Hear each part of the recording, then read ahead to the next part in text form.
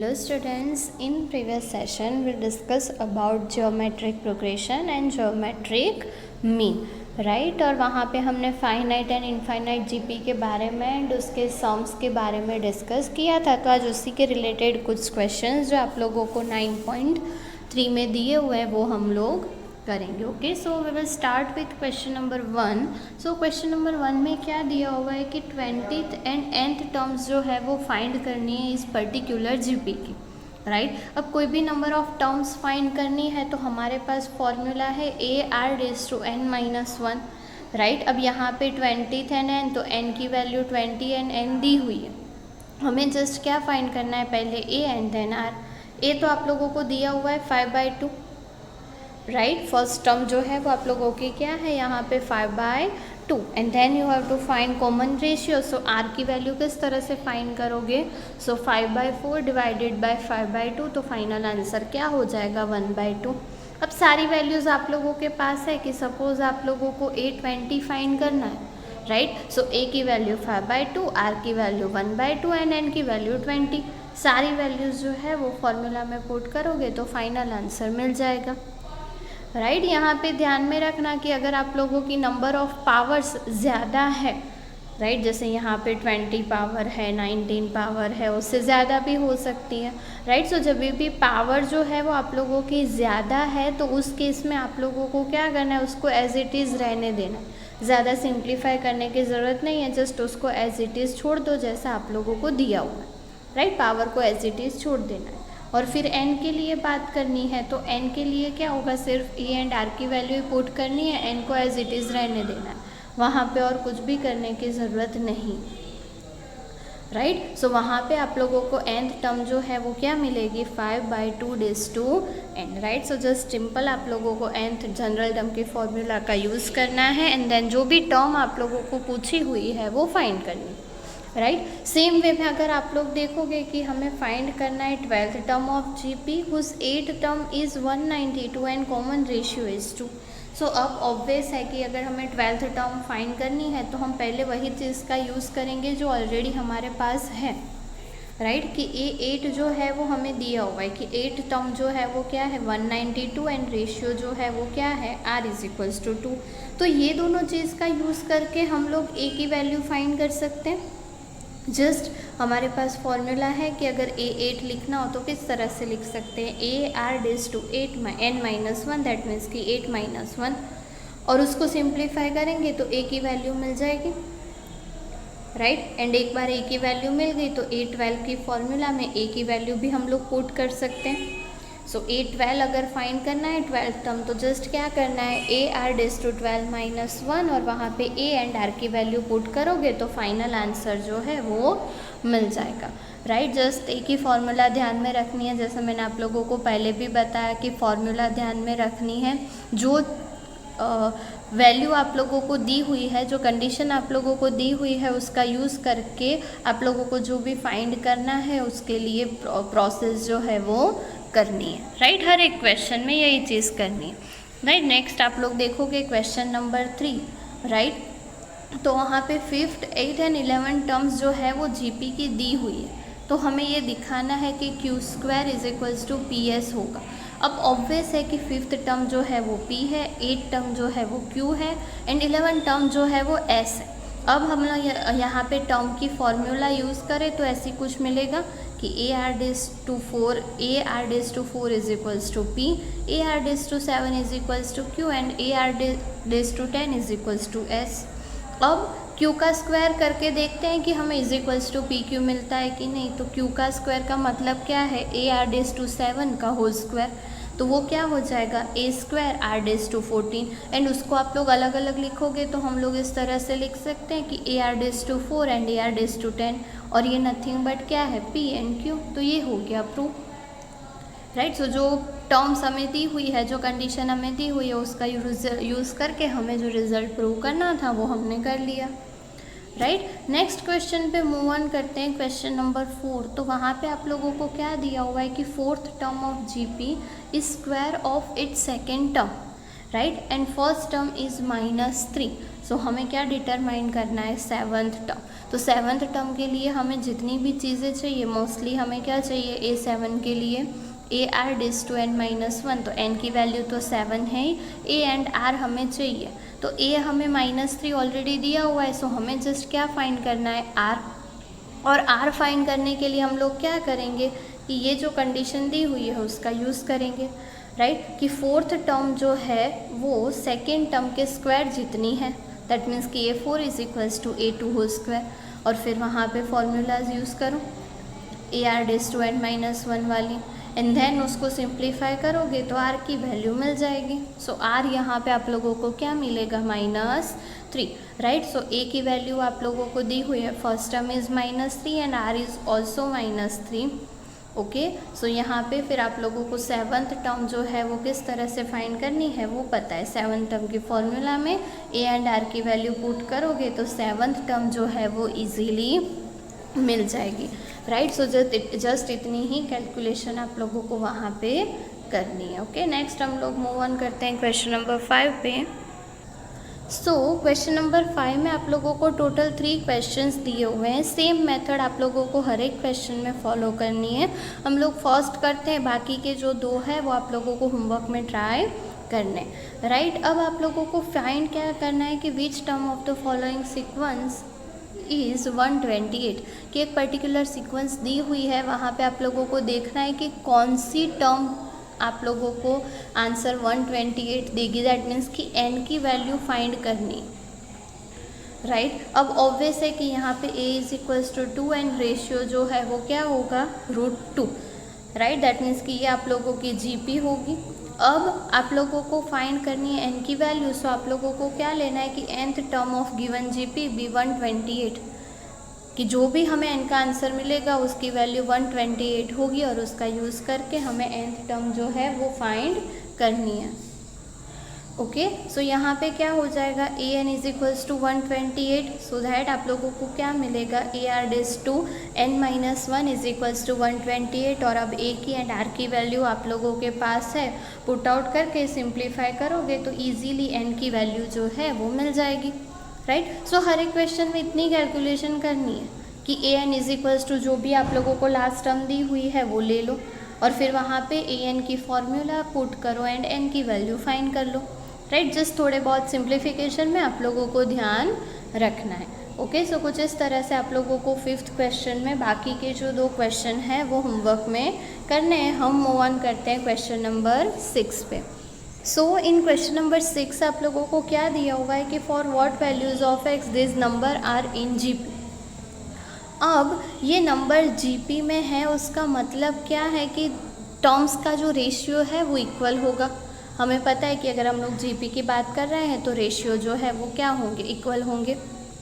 तो जस्ट आप लोगों को क्या करना है, 2 टर्म्स का रेशियो ले लेना है कुछ इस तरह से, राइट, कि x को डिवाइड करना है -2/7 से, और -7/2 को डिवाइड करना है x से। और अब आप लोग इसको सॉल्व कर सकते हैं। अगर ये GP में है तो रेशियो इक्वल होगा, एंड इक्वल होगा तो इक्वालिटी लेके हमें x की वैल्यू फाइंड करनी है।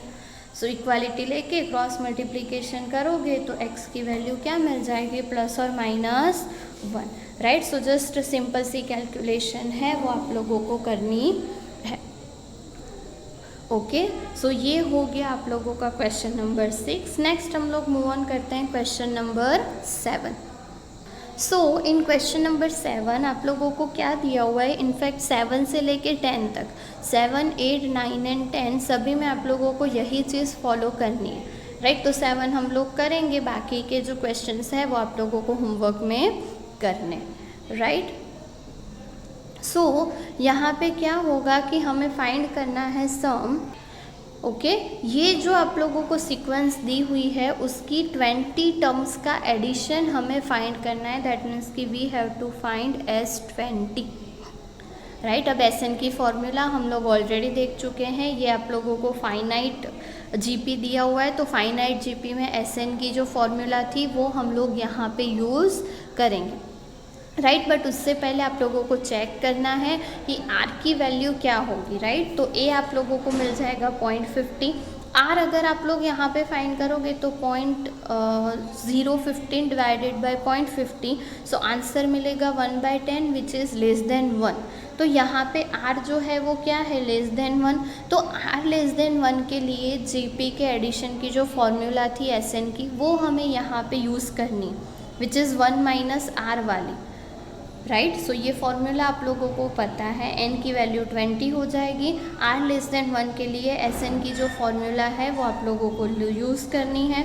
जस्ट अब फॉर्मूला आप लोगों के पास है तो ए की वैल्यू पुट करो, आर की वैल्यू पुट करो एंड एन की वैल्यू पुट करो, राइट। सारी वैल्यूज़ पुट करने के बाद आप लोगों को जस्ट वहाँ पे क्या करना है, सिंप्लीफिकेशन, राइट। जैसा मैंने बोला कि इसमें जो नंबर पावर है वो ज़्यादा होती है, तो सिंप्लीफिकेशन में पावर को कुछ नहीं करना है, बाकी के जो टर्म्स है उसमें एलसीएम लेके कैलकुलेशन करना है, राइट। जैसे यहाँ पे डिनोमिनेटर में एलसीएम लेना पड़ेगा और फिर 0.50 के साथ उसको मल्टीप्लाई करके जो भी कैंसिल आउट हो रहा है उसके अकॉर्डिंग आप लोग कैलकुलेशन जो है वो कर सकते हो।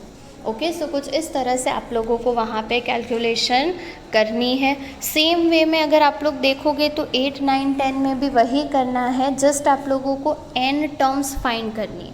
तो n टर्म्स में डिफरेंस कितना होगा कि ये जो आप लोगों का n मतलब यहाँ पे 20 था, वहाँ पे यहाँ पे सभी जगह आप लोगों को n को एज इट इज़ रखना है एंड देन सिंप्लीफाई करना है। n को कुछ नहीं करना है, n को एज इट इज़ रहने देना है। Just you have to find a and then r के लिए चेक करना है कि लेस देन 1 है कि ग्रेटर देन 1, उसके अकॉर्डिंग फॉर्मूला यूज़ करनी है एंड देन आप लोगों को आंसर फाइंड करना है।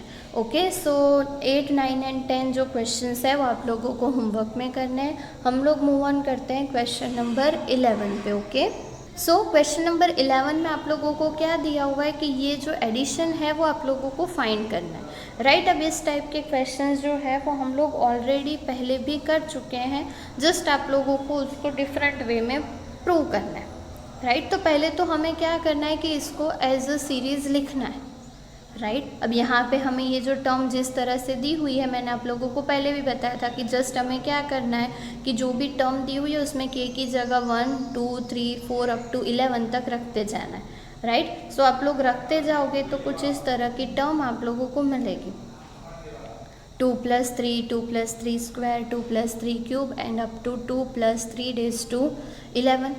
अब ऑब्वियस है कि टू सारी टर्म एडिशन में, तो 2 को एंड 3 को आप लोग अलग अलग कर सकते हो।